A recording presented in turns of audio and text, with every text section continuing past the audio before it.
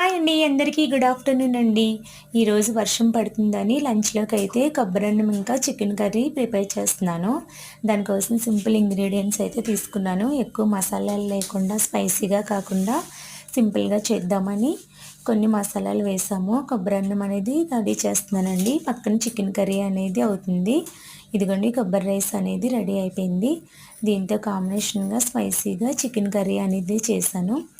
ఇంకా మాకు విఘ్ను ఉన్నాడు కదా, తన కోసం అయితే టమాటా రసం చేశాను. ఎండొస్తుంది కదండి, అందుకని బెడ్షీట్లన్నీ పిండేసి ఆరబెట్టేశాను. ఈరోజైతే ఎండగా ఉంది కదా, రేపు తొలి ఏకాదశి పండగ కదా అని క్లీన్ చేసేసుకున్నానండి.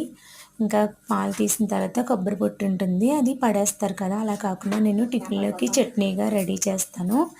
చట్నీగా చేస్తానండి. ఇంకా ఆషాఢం కదండి, పక్కన ఆంటీ గారు గోరింటాకు ఇచ్చారు, పెట్టుకుంటాను. మీరైతే ప్లీజ్ లైక్ చేసి షేర్ చేయండి. బాయ్ అండి.